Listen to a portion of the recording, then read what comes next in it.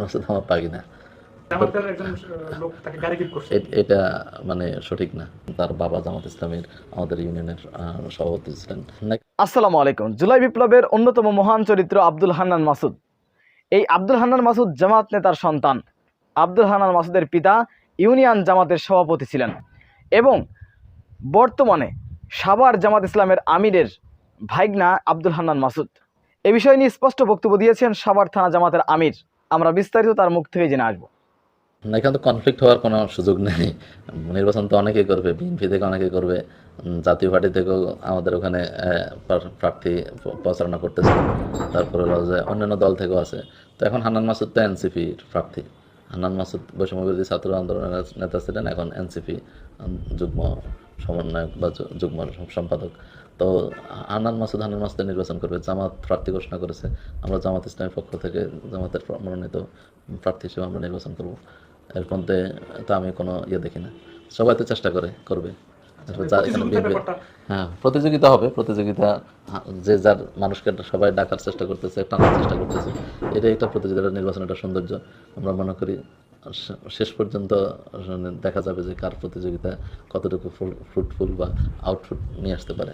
আমরা আশাবাদী ইনশাআল্লাহ। হাতিয়াতে আমাদের, আমি মনে করি যে হান্নান মাসুদ সমন্বয়ক বা তার একটা ইয়াং জেনারেশনের মাধ্যমে তার একটা গ্রহণযোগ্যতা আছে বা কিছু লোকজন আছে। কিন্তু জামাত ইসলামী একটা ঐতিহ্যবাহী দল, আমাদের সেই 41 সাল থেকে প্রতিষ্ঠিত একটা দল। জামাত ইসলামের যেমন সাংগঠনিক কাঠামো প্রতিটা ওয়ার্ড, ইউনিয়ন, প্রত্যেকটা পর্যায়ে আছে, উপজেলা থেকে শুরু করে শ্রমিক, মহিলা, ছাত্র, তারপর হচ্ছে মূল সংগঠন। তো এটা তো একটা বড় শক্তি। এরপর আমি হাতিয়াতে, আপনারা জানেন হয়তো যে আমার দাদা পীর সাহেব ছিলেন, আমাদের দায়রা পরিবার হাতিয়া, দায়রা পরিষদ মাওলানা মাহফুজুল হক, মানে হাতিয়াতে ইসলাম প্রচার করার জন্য রামগতি থেকে ওনারা হাতিয়াতে গিয়েছেন। তো এটা হলো আমাদের দায়রা বাড়ি। তো আমরা সেই পরিবারের সন্তান। এরপর হচ্ছে আমার নানা জমিদার ছিলেন, হাতিয়াতে মূল মালিকানা 300-400 কানি জমি স্টেট সিস্টেমে পরিচালনা করেছেন। তো সেই নবীর মিয়া আমার মামা, বা হচ্ছে যে সেলিম চেয়ারম্যান খালু। তো আমাদের বংশ অনেক বড়। আমরা ঈদের পর একটা প্রোগ্রাম করেছি, এখানে প্রায় 500 প্রতিনিধি, বিভিন্ন পরিবারের সদস্যরা এখানে এসে জয়েন করেছে, সব পরিবারের। আমাদের প্রত্যেকটা ওয়ার্ড, ইউনিট পর্যায়ে আমাদের আত্মীয় স্বজন আছে। ভোট কেন্দ্র ভিত্তিক আমরা কমিটি করেছি অলরেডি, তাদের ট্রেনিং হয়েছে। তো এটা আসলে অন্যদের জন্য আরও অনেক সময় লাগবে। একটা শোডাউন করা আর একটা হচ্ছে যে করা, আর ভোটে সব মানে আপনার সবগুলো কেন্দ্রে ইয়াতে বুথে এজেন্ট দিয়ে নির্বাচনে বিজয়ী হয়, এটা একটা বড় অনেক ডিফারেন্ট জিনিস। আমরা আশাবাদী ইনশাআল্লাহ। হাতে তো আমরা জামাত ইসলামের প্রার্থী হিসেবে আমরা অনেক ভালো করবো ইনশাআল্লাহ। অনেক আত্মীয় কথা বলেন, হান্নান মাসুদ আপনার কি হয়? হান্নান মাসুদ আমার পাগি না। কেমন ভাগিনা বা রাজনীতির ক্ষেত্রে বা কেমন সম্পর্ক? আমার মানে আমাদের একবারে মানে না, ভাগিনা, মামতো বোন। আমরা, ওর আব্বু আর আমার আব্বু, ওর নানা এবং আমার আব্বু, ওনারা দুজন হাতের বড় আলেম ছিলেন। তো ওনার বাবাও ওই সময় জামাত ইসলাম, ওনার নানু জামাত ইসলাম করতেন। তার বাবা জামাত ইসলামের আমাদের ইউনিয়নের সভাপতি ছিলেন। তো হ্যাঁ, হ্যাঁ, জামাত ইসলামের সভাপতি ছিলেন এক সময়।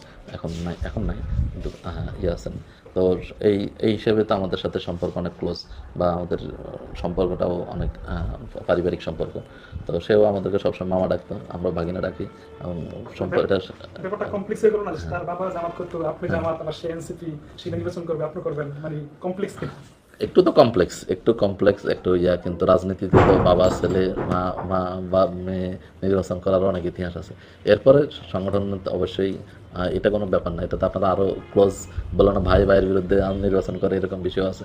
তো এটা হান্নান মাসুদকে জামাত সমর্থিত বা একজন জামাতের লোক তাকে একটা গাড়ি গিফট করছে, এটাকে আপনি কিভাবে দেখেন? আর একটা বিষয় হচ্ছে যে এনসিপির যারা আছেন বেশিরভাগ নেতাকর্মীদেরকে দেখছি যে নির্বাচিত হওয়ার আগে কিন্তু বড়লোক হয়ে যাচ্ছেন। বড়লোক বলতে আমি কি বলছি আপনারা বুঝতে পারছেন না? এটার ব্যাখ্যা কি? এটার ব্যাখ্যা তাদের কাছ থেকে জানতে হবে, কারণ আমরা তো স্টুডেন্ট পলিটিক্স করেছি। সেই আমি তো ঢাকা বিশ্ববিদ্যালয়ের সভাপতি ছিলাম, কেন্দ্রীয় সাহিত্য দাওয়া অফিস সম্পাদক ছিলাম, এখন শাহবাগ থানা আমির। আমরা তো আমাদের জীবন এখনও 5 আগস্ট আগে যেরকম ছিল এখনও একই রকম আছে। আমরা তো স্বাভাবিকভাবে চলাফেরা করতেছি। তো এখন ওনারা কীভাবে রাতারাতি বড় লোক হয়ে যাচ্ছেন, রাতারাতি অবস্থার পরিবর্তন হয়ে যাচ্ছে, সবাই গিফট করতেছে। আমি জামাতার মনোনীত প্রার্থী হিসেবে আমাকে তো গিফট করে না। এখন সেটা এটা মানে সঠিক না, এটা সঠিক না।